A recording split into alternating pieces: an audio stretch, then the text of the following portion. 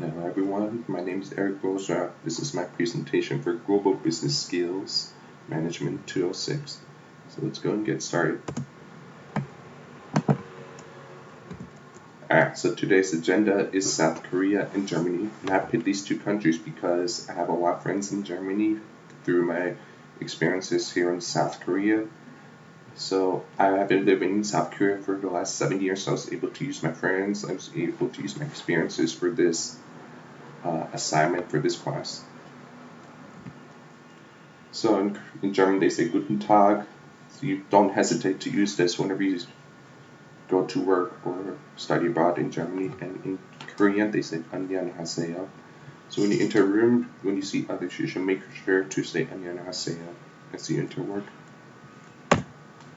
So we're going to talk about the agenda. We're going to talk about the country information, the cultural profile, the ethical decision making, and law. I'm going to use an example for this one. Entrepreneurs and Hofstede culture models, the cross-cultural communication business etiquette. So let's go and talk about the information. Korean is the main language, English is second, but they do not speak freely. So if you talk to someone in English, they might know English, but they don't just freely speak out. They're very shy or they are hesitant about it. The population's over 51 million people. Excuse me. The capital is Seoul, so it might seem like it's a lot of people, but it's actually smaller than Iowa. So there's definitely quite a few people you're bumping into on your way to work. So South Korea today is shaped by Buddhism and Confucianism, which means they have a lot of beliefs about family, about being together, not being selfish, but like sharing, and and like individual achievements are not okay. They prefer group achievements.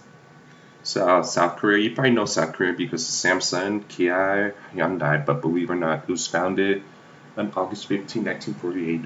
So it had a massive, incredibly fast growth as an economy. So in Korean, South Korea is called Daehanminguk, which means the Republic of South Korea. Their currency is the Korean won. So if you go to the store, get a cola, it's about 2,000 won here. In America, it's about $2.50. So their main exports are refined petroleum, where they process it and make it higher performance and then send it abroad. Integrated circuits for components for the cars, for the cars, for the appliances, for all the computers, the phones, and of course the cars. You cannot walk down the street without seeing a Kia or Hyundai. Cargo passenger ships, LCDs, and car parts. So the cultural profile of South Korea is that they value education. They love education. This is a good thing for any country, but it's also pretty bad for South Korea because I'm teaching abroad here. So in my 7 years, I've seen students sleeping in the class because they're so exhausted from studying 10 hours, 12 hours a day. So they go to school and then they go to academy and they go to tutoring and then they go home, sleep 5 hours, 6 hours, sometimes less. So because of education, they are punctual. They want you to be early. They don't want you to be late. So ensure to arrive 10 minutes early for meetings or appointments.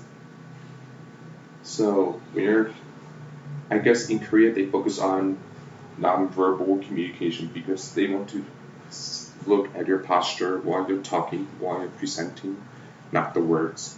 So if you know the topic well, but you're not confident standing, they're going to assume that you're maybe not the right employee for this project. Should also maintain eye contact while talking. In a lot of cultures, the same thing. So don't worry, don't hesitate to make eye contact. Now, main part of Buddhism is embracing everything, accepting everything, but also being polite to others. So in some ways, it can be an awkward interaction when say no, but you cannot say no. So you have to politely say it. So in a way, you have to somehow come up with a long interaction of saying, no, I'm okay, thank you very much, I'm all okay. So don't just say no. If you only say no, they'll think you're harsh, you're a rude person. So make sure you take time to say no without saying no, of course. And a part of Buddhism is to show respect to others, especially to those older than you. So in the workplace, if someone older is trying to offer help, take it. Do not turn it down. So for ethical decision making in law, I think it would be better to use an example in my experiences in South Korea. So in South Korea, as I mentioned, there's Samsung, Kia, Hyundai, LG. So it's not just a company. These companies are actually owned by the family. So it's been the family ever since the first day. So naturally, these families have a lot of power, a lot of money, a lot of influence. So in the past, even today, these companies work closely with the government, using connections, using bribes, using the power to get what they want. So it must have been a really tough time in the past, but today people are like more aware, more individualist. Excuse me. They embrace individualism more, so they're starting to make noise, complain that these powerful families are abusing their power. So the government slowly making changes. They're starting to arrest people, arrest the politicians who take the bribes, use their power, use the wealth. So in the past, it was okay to abuse the power, but now today they're starting to make a law to prevent this from happening. And you sometimes see the news every now and then about Samsung or even Korean Air. I suggest you Google some stuff. It's actually mind blowing. So we're going to talk about the models, Trumpenars and Hofstede. So this picture is Hofstede's culture models. So I want you to focus on some of the shocking things. So as I mentioned, Buddhism is about harmony, about being together as a team and very close to your family. So they score 18 for individualism. So as I mentioned, they had abuse of power, a lot of corruption, but slowly these people are becoming more open, starting to make some noise saying, hey, this is not okay. So I think individualism is going to go up in the next 10 years. And then other part I want to point out is long-term orientation. I have not seen a country that had 100. So there are definitely have long-term goals for the future because their uncertainty avoidance is 85. They want to know what's going to happen. And because of their beliefs, they have 29 in indulgence. So even though they're making noise about, hey, this is not okay, but they also keep their emotions in check. So let's talk about some cross-cultural etiquette. So as I mentioned, don't say no without saying no, but also don't expect thank yous for gestures or apologies for someone bumping into you. So if you open the door, don't be surprised if they don't say thank you. So when you ask the sign of respect, you should receive and give thanks using two hands. So usually you do this when it's someone older than you, but in my experiences, it's better to do it for everyone. It's just showing awareness of their culture.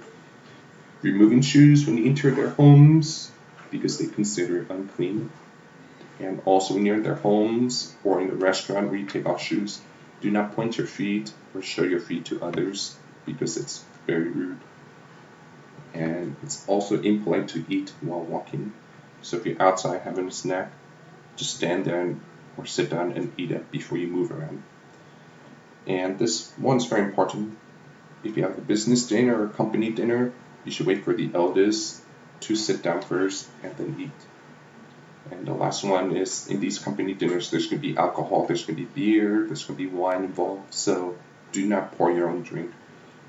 Have someone will pour it for you because it's a part of their culture. So even if your cup is empty, you're very thirsty, you ate something very spicy, you cannot tell someone, hey, pour me a drink. You have to wait for them to notice it first. So do not ask them to pour. Wait for them to pour. So you just finished working in South Korea. So now your next job is Germany.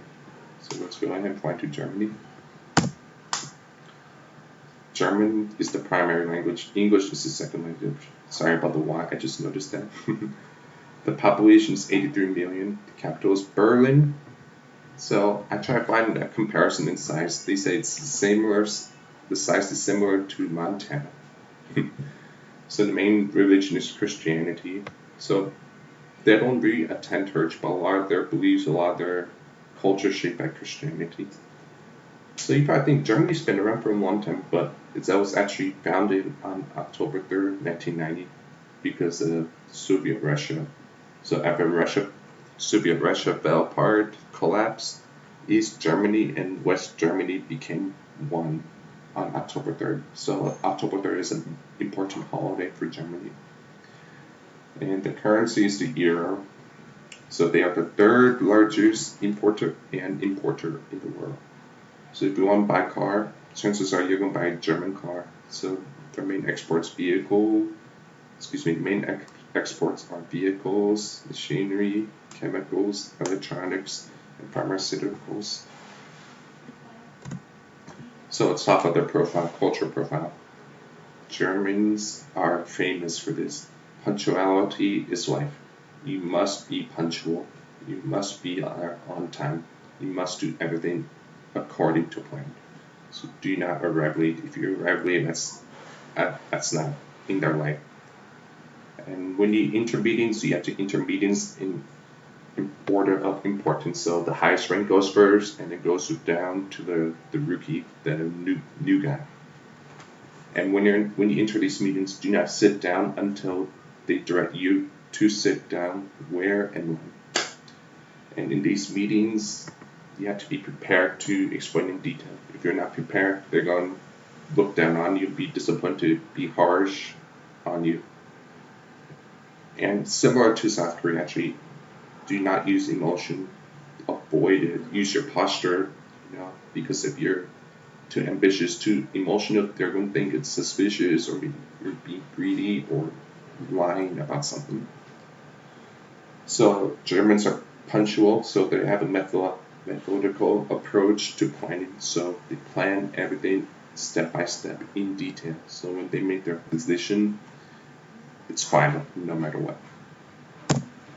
So ethical decision making in law. A lot of their beliefs are shaped by Christianity. So in some ways, they use the law. So they read the law closely, and if they say loophole, they will take it.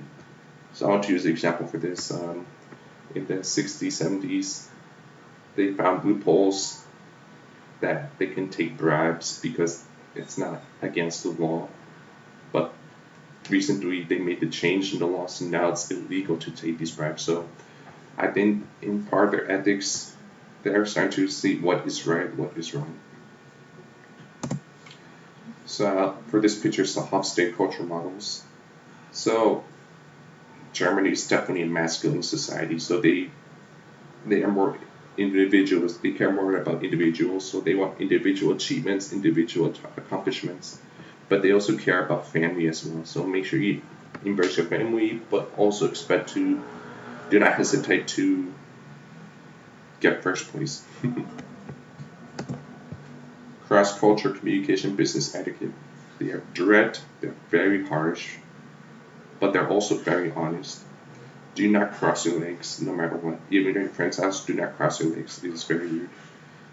And knock before entering the room. Do not eat until the host announces Guten Appetit. And when you're doing toast, make eye contact. Do not leave food on your plate because it's a sign of saying, oh, thank you so much, I ate well. Let's go. So, I guess I don't have the conclusion slide. I'm sorry about that.